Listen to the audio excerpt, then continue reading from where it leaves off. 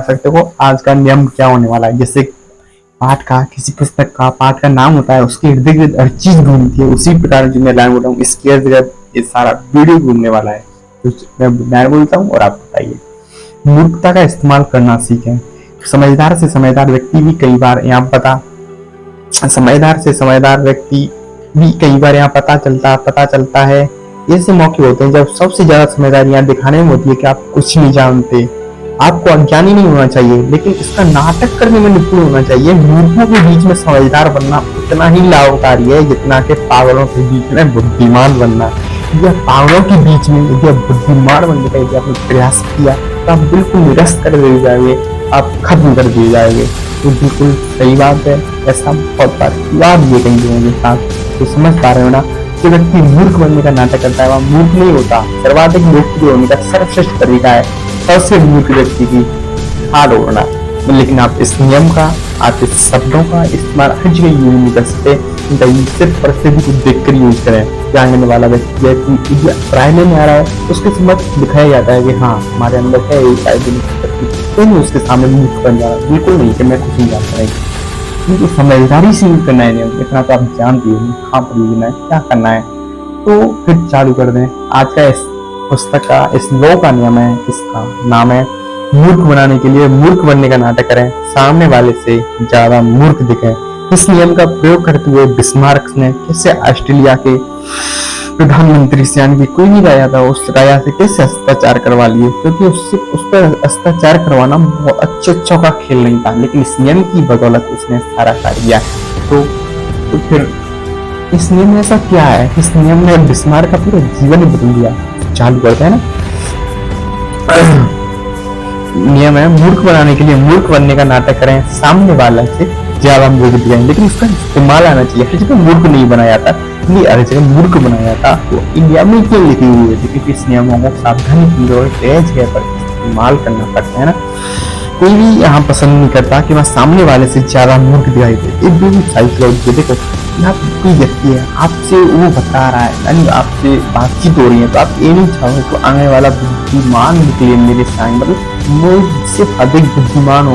या कोई भी नंबर बता देगा, आपने पूछा आपके कितने नंबर आए तो आप बताते कितने नंबर आए, लेकिन दूसरे वाले ने कह दिया मेरे इससे भी अधिक नंबर आए, तो आपको थोड़ा सा तो अंदर फीलिंग आती है, थोड़ी फील आती है। हाँ कई लोग ऐसे भी होते हैं, अधिकतर ऐसा ही होता है। कई लोग ऐसे भी होते हैं, क्यों ना मैं इसके नंबर आए, क्यों ना मैं ऐसे सीख सकता हूँ, कुछ जान सकता हूँ कैसे है।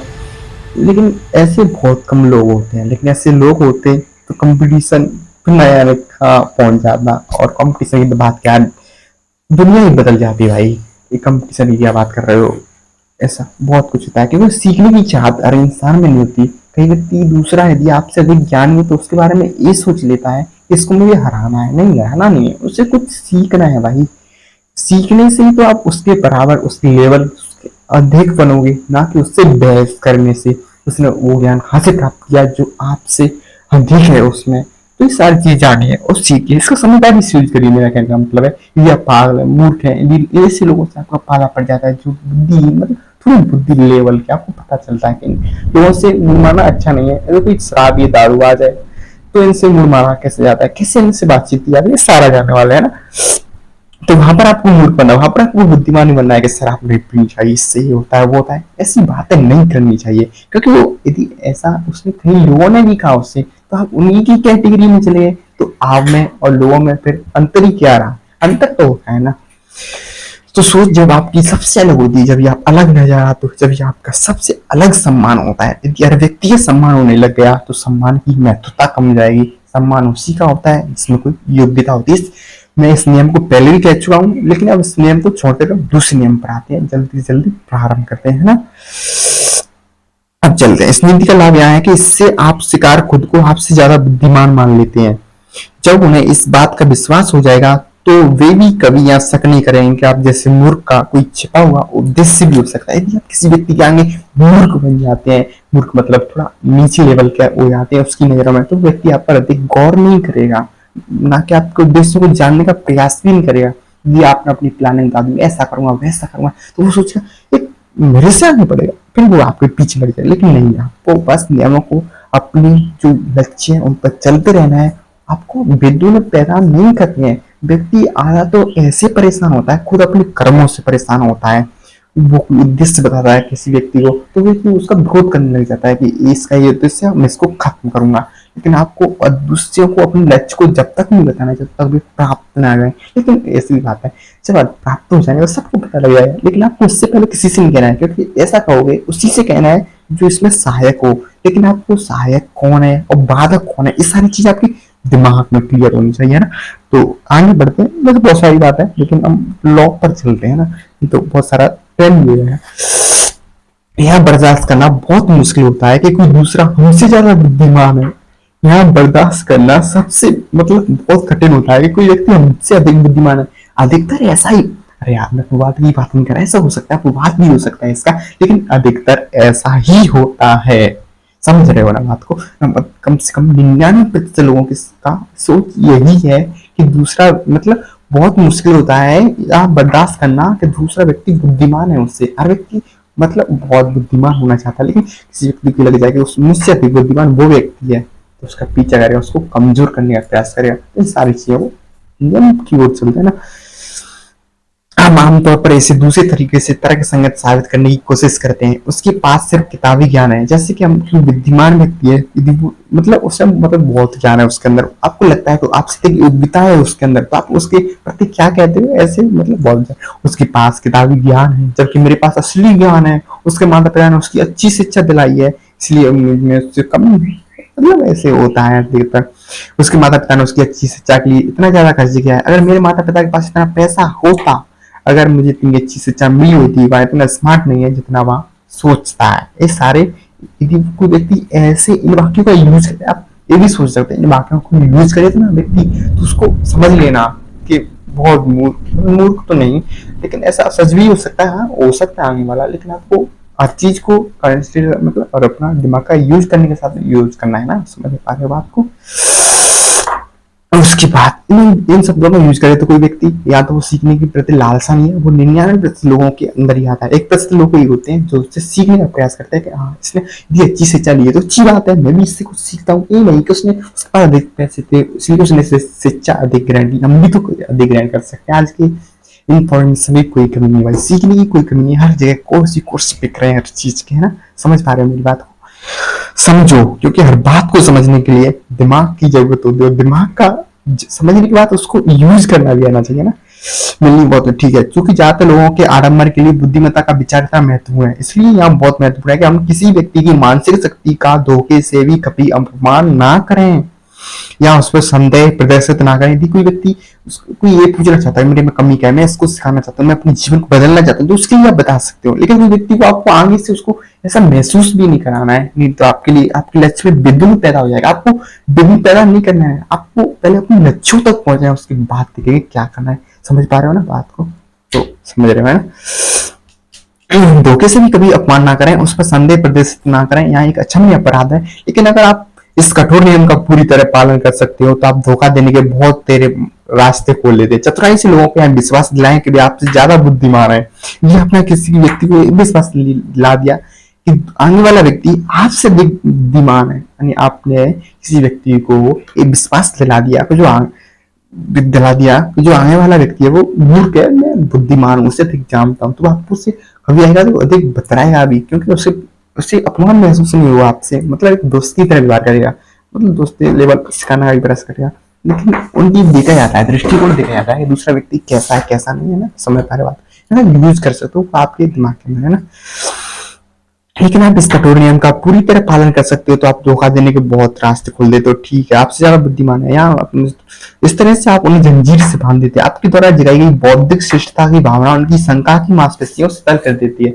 मूर्ख व्यक्ति पर कोई भी शंका नहीं करता, मूर्ख व्यक्ति पर कोई भी विश्वास भी नहीं करता, और उस पर दृष्टि भी नहीं रखता, शंका भी नहीं करता। आपको अपने को समय के हिसाब से डालना है ना। समझ पा रहे बात को?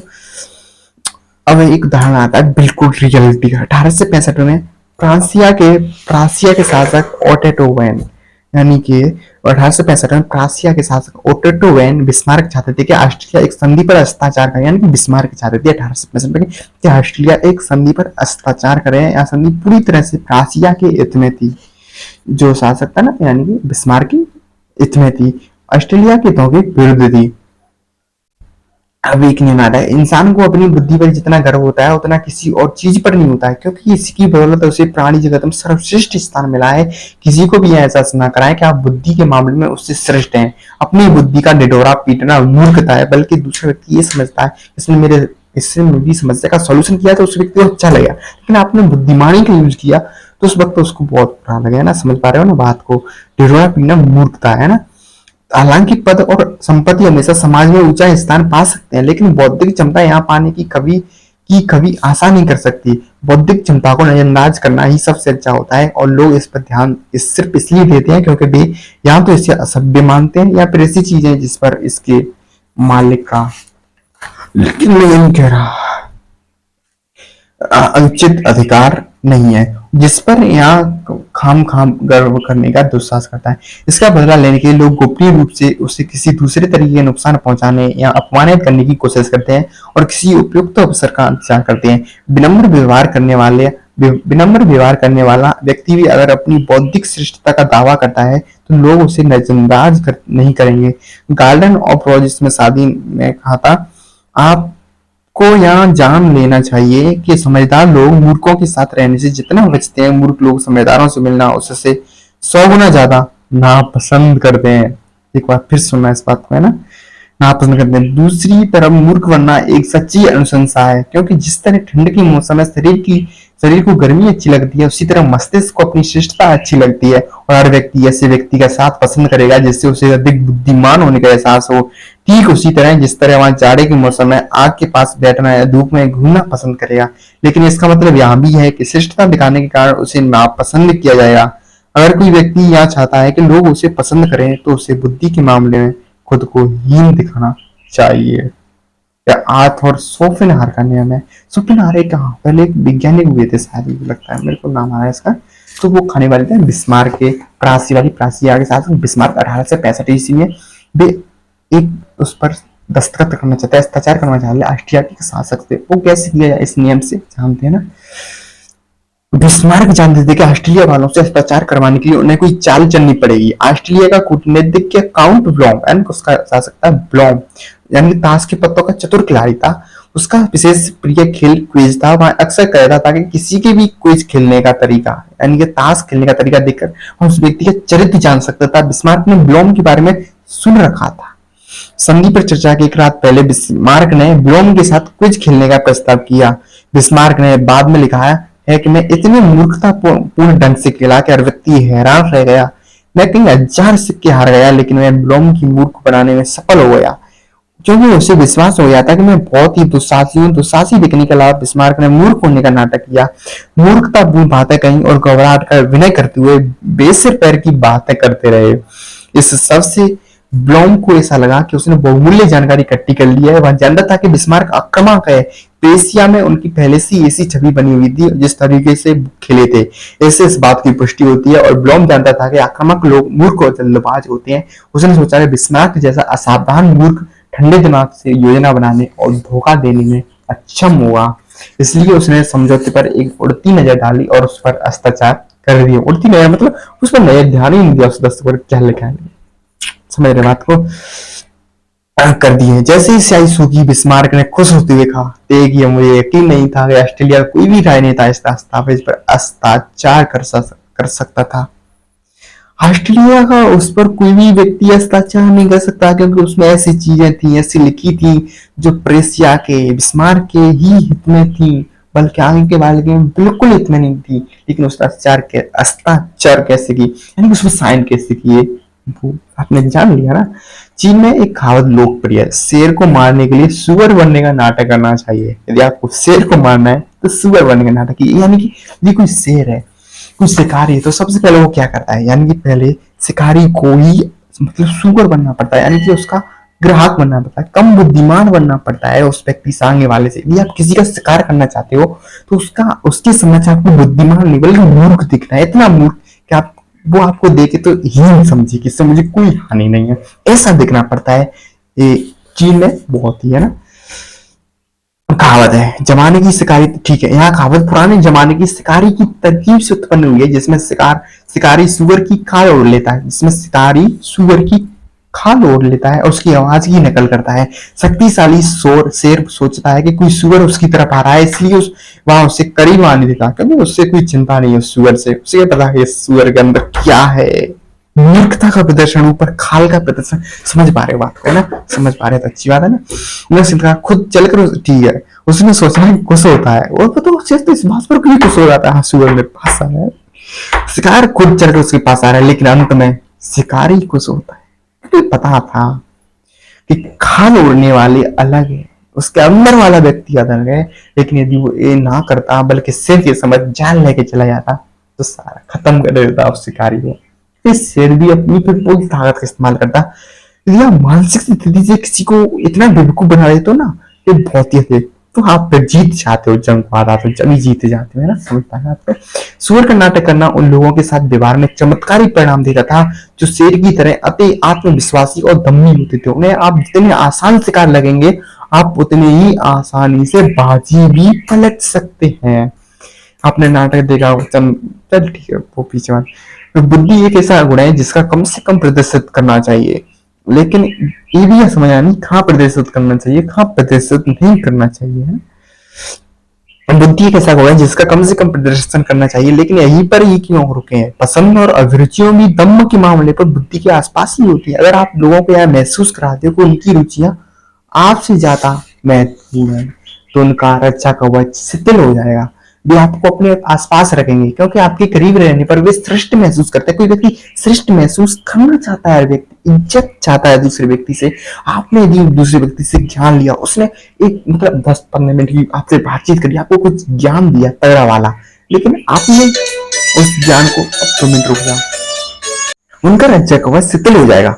आसपास रखेंगे क्योंकि आपके करीब रहने पर वे श्रेष्ठ महसूस करते हैं। आप और आप जितनी देर तक उनके पास रहेंगे, आपको उन्हें धोखा देने के उतने ही ज्यादा मौके मिलेंगे। हाँ समझ रहे हैं? धोखा व्यक्ति आसानी से कब दे सकता है? जब दूसरा व्यक्ति उस पर शंका ना करे। शंका व्यक्ति जब कब करता है, जब उसको लगता है कि कुछ कर सकता है मेरे प्रति, जब शंका करता है। लेकिन आप तो मूर्ख है, तो आप पर शंका करने का सवाल ही नहीं होता, तो बाजी कभी भी पलट सकते हैं आप। समझ रहे हो? अब चलते तो आ रखिए ना। ओपुसम, ठीक है, नामक जानवर, यानी ओपुसम एक नाम का जानवर है जो मरने का नाटक करते समय ओपुसम मूर्खता का अभिनय करता है। बहुत से शिकारी जानकर इसे इसलिए नहीं खाते। कौन विश्वास कर सकता है कितना बदसूरत, बुद्धिहीन, डरपोक और छोटा जानवर इतना बड़ा धोखा दे सकता है? आपने कहीं जीव देखे हुए हैं ऐसे छोटे छोटे जो लाइट पर आते हैं ना, वे कितना मूर्खता का अभिनय करते हैं, मरने का भी अभिनय करते हैं कि मैं तो मरा हुआ हूँ, झाड़ू दे दो पर ना चले जाएंगे। लेकिन यदि वो उन्होंने जिंदा रहने का साहस कर तो उनको मारा जाता है, मारा जाता है। आप हर चीज से सीखते हो क्या? आप हर चीज से सीख सकते हो यार।